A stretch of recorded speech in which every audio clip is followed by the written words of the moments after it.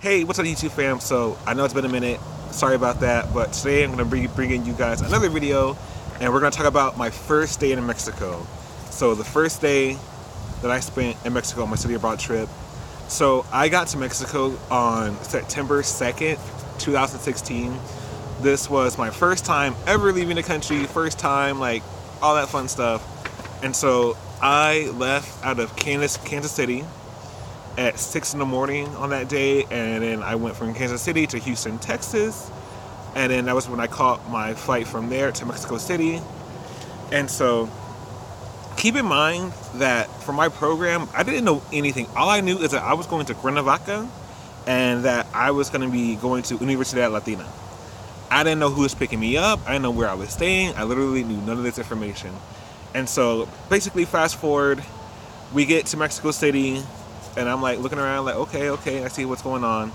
And so, for you guys that like been through like Mexico's airport or just I guess anywhere internationally, you gotta like fill out an immigration form. And so I get the form and I realize I don't have a PIN. And so I'm thinking, okay, like I see a police officer over there, I'll go up to him and be like, hey, can I see your PIN? And I'll fill out the paperwork. And so I go up to this police officer and I'm like, hey, can I borrow your PIN? And he just looks at me like, and I'm like, right, I'm in Mexico now. Like, I gotta start speaking Spanish. And so, I didn't know Spanish at this time either. So, I knew like a little bit, like, hola, ¿cómo estás? Muy bien. Like, that kind of stuff. So, I was like, yo puedo ver tu bolígrafo? And he was like, sí. And I got like his pen, and like in my mind, I was like, oh my God, like this is the real deal now. Like, I'm in Mexico. I gotta start speaking Spanish.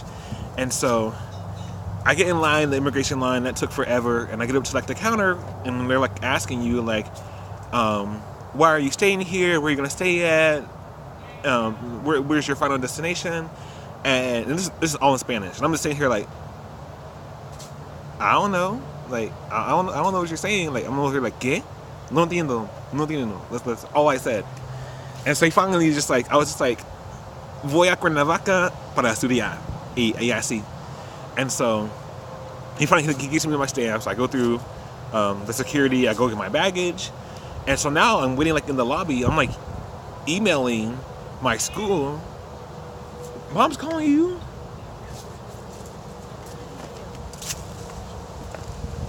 My little sister. And so I'm emailing my school. I'm like, hey, like where do I go from now? Like, where do I go now? Like, is somebody picking me up? Am I supposed to get to Cuernavaca by myself? And so nobody. I waited like 5 minutes. And of course, I know it's like it's like Friday, so nobody responded. And so I walk out like out of like the gate into like the main like airport area where all the people have like their signs and stuff. And I just stand there like looking at the signs. I'm like, maybe they'll have like a Desmond sign. And sure enough, they did. I saw Desmond Warren. And it said, I think it said like Missouri State University. I think that's like the name of my school that I go to. Go Bears. And so I was like, okay, I guess I go with these people. And it was a guy and a gal, and they would sue me because they were like my friends and whatnot. So one of them, she was actually my advisor that I found out later.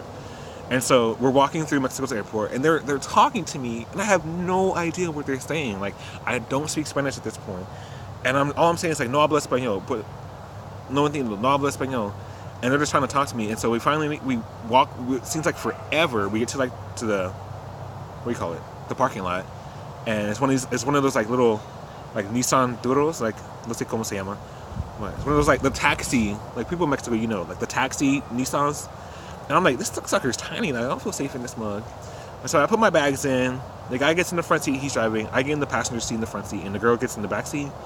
And so we're now driving through Mexico City. And for those of y'all know, people in Mexico drive hecka crazy. I'm over here like, I'm about to die. Because we're literally like whipping and beaving like through traffic and whatnot. I'm over here like low-key about to start screaming. I'm over here holding on to the handle and stuff. And they're still trying to talk to me. I still don't know what's going on. But they were like, ¿quieres comer? And I was like, oh, I know what that means. Like, you want to eat? I'm like, see? And so we stop at some like little tienda, like little store. And I get out and like, I don't know any of the stuff. I had so much money with me at that time, because I went and I transferred my money in the airport, and so I had like like 1,700 pesos like on me like at that time. And so I go into the store and I get like some cookies and like a bottle of water, and it was like 40 pesos. And here I am pulling out like a bill for like 500 pesos. They looked at me like I was hecka crazy. And the lady like asked me some questions, and I didn't know what she was saying. I was just like, I didn't know what to say. I was literally just trying to hand her this money. And the lady, my advisor, she came up and she told the lady like, no.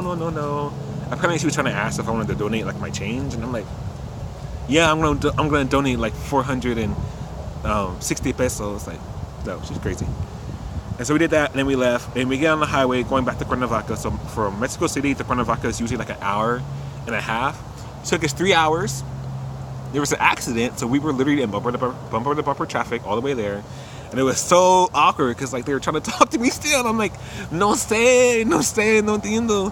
And then I was like, finally, I was thinking like, oh, okay, I guess I should talk. And I was like, me llamo Desmond, estudio Relaciones Públicas y Español, tengo una hermana. O sea, I talked about like my family and what I do back in Missouri State and what I like to do and stuff. Just basic conversation.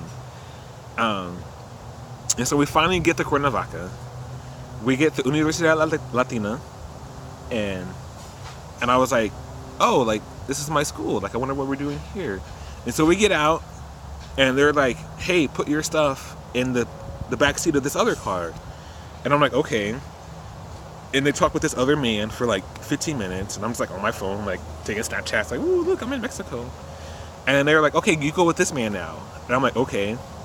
I don't know who this man was. I was just like, okay, get in his car.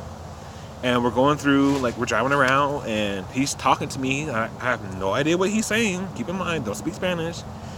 And we stop at this taqueria, and it's called Taqueria Arendia, I think. What's it by?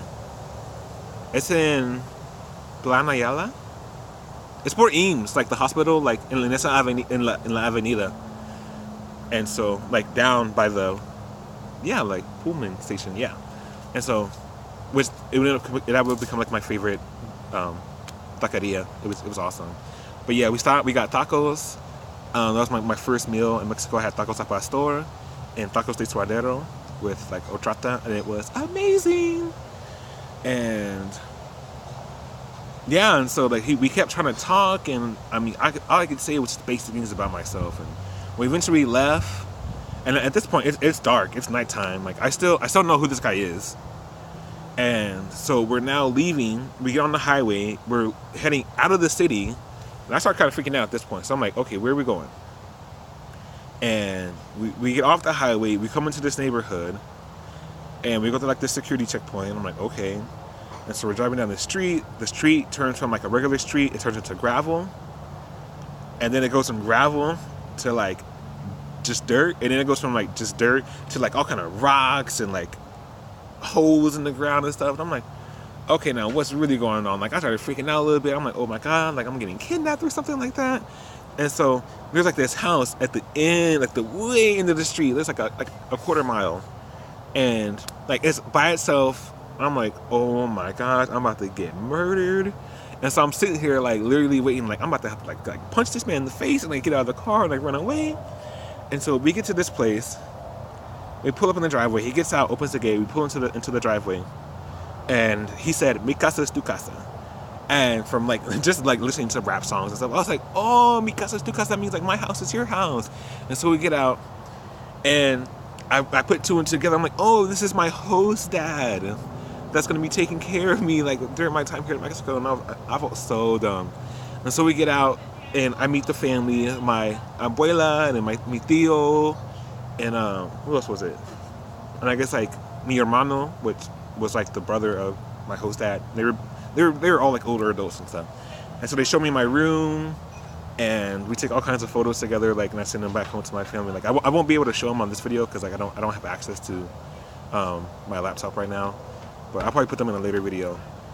But yeah, that was like my first day in Mexico, literally getting there, not being able to talk to anybody, meeting my host, what I soon found out was my host family.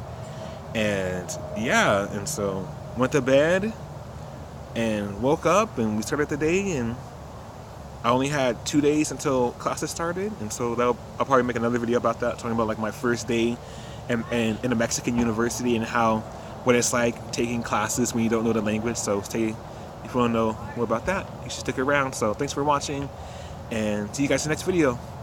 Ciao.